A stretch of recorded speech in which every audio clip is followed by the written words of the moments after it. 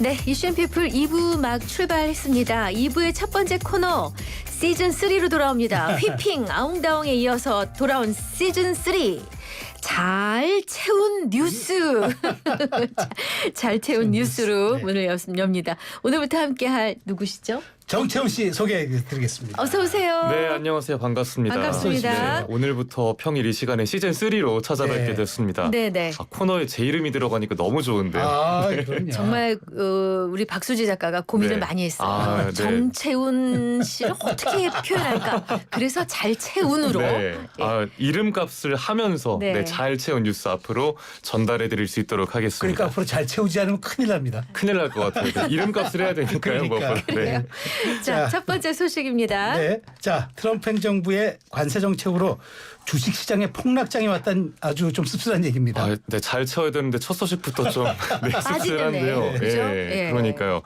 미국 증시는 물론이고요. 글로벌 증시도 다 급락 중입니다. 네. 트럼프 대통령의 관세 부과 발표 이후 이틀 만에 나스닥은 11%가 넘게 떨어졌습니다. 와. 그리고 이런 하락장에서 우리나라도 예외는 아니었는데요. 네. 오늘 주식시장이 열리고 나서 코스피는 전장보다 5% 넘게 하락해 한때 와. 2330선까지 내려가기도 네. 했습니다. 네. 네, 또 코스닥도 4% 넘게 빠져서 650에서 660선을 왔다 갔다 했고요. 네. 이렇게 지수가 급락하면서 아침 9시 12분부터 17분까지 코스피 매도 사이드카가 발동되기도 했는데요. 네. 사이드카가 뭔지부터 좀 짚어봐야겠죠. 네. 코스피 200 선물지수의 5% 이상 상승 또는 하락이 1분 이상 지속될 때 5분 동안 프로그램 매도 호가의 효력을 정지하는 네. 제도입니다.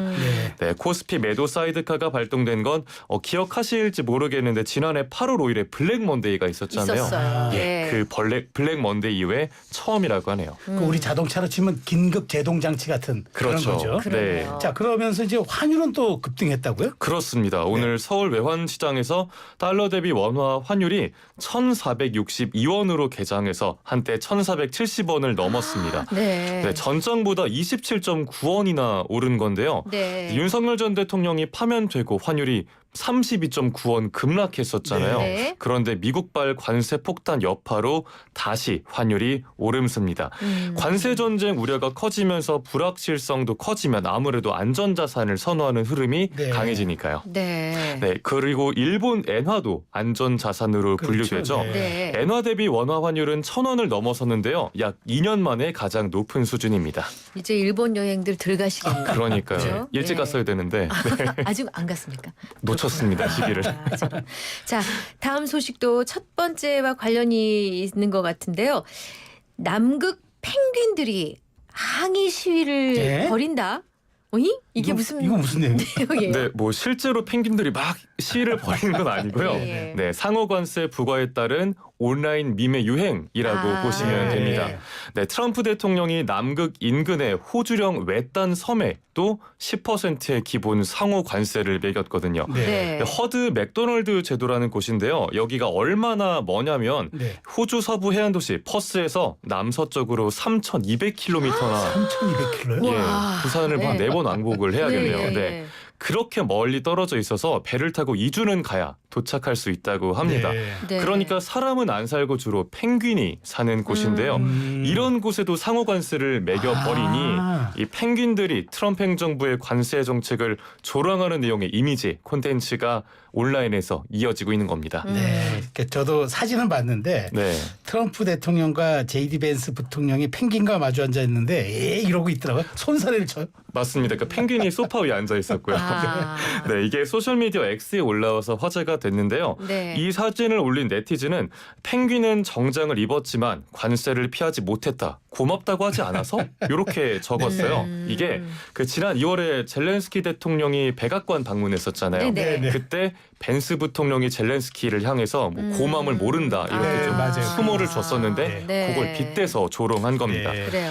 또 펭귄이 갈매기들한테 이 테슬라 자동차의 배설물을 투하하는 모습을 가르치는 듯한 그림도 있었어요. 예. 네, 이거는 일론 머스크 CEO가 트럼프 2기의 실세로 등극한 점을 비꼰 겁니다. 네. 그렇군요. 자, 또 다음 소식입니다. 이번 주 초에 경북 산불 때와 비슷한 정도의 강풍이 예보돼 있죠. 네, 오늘 행정안전부가 연 산불 대책회의에서 나온 내용인데요. 네. 이번 주 초반에 강한 바람과 함께 건조한 날씨가 이어질 걸로 보여서 강원, 경북 등 동해안 지역에 대형 산불이 발생할 위험이 다시 커지고 있다는 경고와 우려가 나왔습니다. 네네. 오늘 오후 6시부터 내일 정오까지 해안가에는 초속 20m 내외.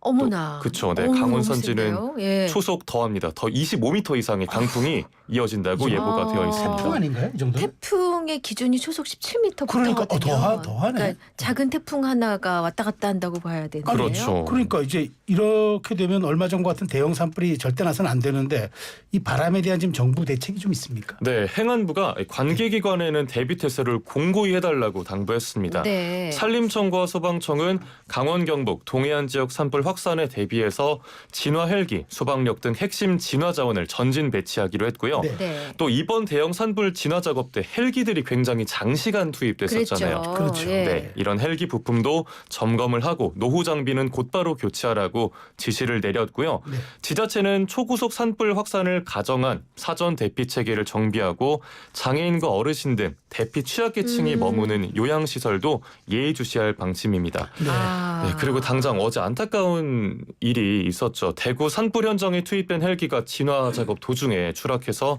조종 3분이 숨지는 일이 있었습니다. 네. 네, 고인의 명복을 빌고요. 유가족께도 애도와 위로의 말씀을 드립니다. 무엇보다 불이 나지 않도록 예방하는 게 중요하니까요. 우리 모두 작은 불 시에도 각별히 주의하고 산불 예방 수칙 철저히 지켜야겠습니다. 장애인 어르신 얘기를 드려서 생각이 났는데 이게 요양원 같은 곳이 뭐 산간에 호수 그렇죠. 앞에 강 옆에 이렇게 소위 경치가 좀 좋다는 지역이긴 하지만 너무 외떨어진 맞아요. 곳이잖아요. 네. 그런 지역이 있어서 화재가 나면 정말 큰일인데 네. 다시 한번 환기를 시켜드려야 될 것 네. 같습니다. 다음 소식입니다. 봉준호 감독의 영화 미키 17이 한 달 만에 극장에서 내려왔다는데 정채훈 씨는 봤어요, 이 영화? 네, 저는 꽤 재밌게 봤거든요. 그래요? 네, 두 네. 분은 보셨나요? 못 저는 봤습니다. 봤는데 네. 솔직히 얘기해도 돼요? 아, 네, 솔직히 말씀해 주세요. 아니 넷플릭스에 블랙 미땡 시리즈가 있어요. 네. 그게 2017년부터 쭉 이어져. 거기서 나온 얘기더라고요. 그래서 거기서 나온 얘기를 차용했구나. 아니 이 정도? 예. 그래서 새롭진 않았어요. 재미가 조금 있어. 하여튼 네. 저는 뭐 호불호가 갈린다는 네. 평은 이미 보고 갔는데 네. 개인적으로는 뭐 재밌게 봤거든요. 배우 연기 좋았어요. 네. 예. 로버트 패틴슨 잘생겼고요. 네. 네. 그런데 뭐 개봉 한 달 만에 극장 상영은 일단 종료가 되고 네. 온라인 스트리밍 플랫폼으로 가게 됐습니다. 예. 아마존 프라임 비디오와 애플 TV 등 OTT에서 공개된다고 하네요. 네. 이 미키 17이 개봉하고 약 한 달 동안 1억 2,238만 달러, 우리 돈으로는 1,789억 원의 매출을 기록했습니다. 네네. 네. 우리나라에서도 어제까지는 누적 관객 수가 299만 8천 명, 매출액은 약 296억 원이었는데요. 네. 그러니까 큰 흥행을 거두지는 못한 거죠. 네. 문제는 마케팅이나 홍보 비용을 빼고 이 미키 17 순 제작비만 약 1,700억 원이 들었다는 겁니다. 어머 그러면 그러면 손익 계산해서 큰 손실이 났네요. 그렇죠. 단순히 계산을 해도 손실이 꽤 어떡해. 큽니다. 그러게. 어머. 마케팅에만 또 추가적으로 1,000억 원이 넘는 돈이 들어갔다고 저런. 전해지거든요. 네. 여기에 업계에서는 그래서 극장이 떼어가는 몫을 고려하면 이 영화의 손실액이 약 8천만 달러, 1,169억 원에 달할 수 있다는 네. 추정이 나왔습니다. 음. 그리고 이보다 손실액이 더 커질 어떡해요? 수도 있고요. 예. 참 미키 17이 본 감독이 기생충으로 아카데미 작품상 4관왕을 차지한 이후에 5년 만에 개봉하는 그러니까 그래서 관심 신작이었잖아요. 모았죠. 네. 그렇죠. 네, 워너브라더스가 야심차게 투자 배급한 작품으로 할리우드에서도 큰 관심을 모았는데 이 본 감독의 전작들보다는 관객 흥행이나 평론가들의 평점에 못 미치면서 적자를 피할 수가 없게 됐습니다. 네. 그렇군요. 자, 마지막 소식입니다. 지뢰 탐지 쥐가 지뢰와 불발탄을 124개나 찾아서 기네스북 세계 기록을 세웠어요. 쥐가요? 그러니까요. 네. 저도 오늘 이 방송 내용 준비하기 전까지 네. 지뢰 탐지 쥐라는 게 있는지도 몰랐거든요. 그러게요. 네. 네. 이 소식의 주인공은 아프리카 주머니 쥐 로닌입니다. 네. 아, 이 예. 아프리카 주머니 쥐가 세계적인 지뢰 피해 국가인 캄보디아에서 지뢰를 탐지하는 역할을 수행한다고 해요. 네네. 네, 캄보디아가 1998년까지 약 30년 동안 이어진 내전 때문에 세계에서 가장 지뢰가 많이 묻힌 나라 가운데 하나로 꼽히는데요. 네. 그동안 캄보디아에서는 지뢰와 불발탄으로 수만 명이 숨지고 또 1000제곱킬로미터 이상의 국토가 여전히 지뢰에 오염돼 있다고 전해집니다. 세상에. 예. 네, 로닌이 이런 캄보디아에서 지난 3년여 동안 지뢰 109개, 불발탄 15개를 발견했다고 해요. 세상에. 네, 그런데 그 전에 선배가 있습니다. 예. 5년 동안 지뢰 71개, 예. 불발탄 38개를 찾아낸 뒤 은퇴한 선배 아프리카 주머니쥐. 탐지 견은 아니고 탐지 서생원 정도로 서생원이네. 불러야 될까요? 예, 예. 네, 마가와라는 쥐가 있었는데 아. 이 쥐의 기록을 깨면서 기네스북에 인정을 받았습니다. 아니 근데 쥐가 그렇게 오래 못 살거든요. 네, 얘는 평생 동안 이걸 하고 장렬히 그만.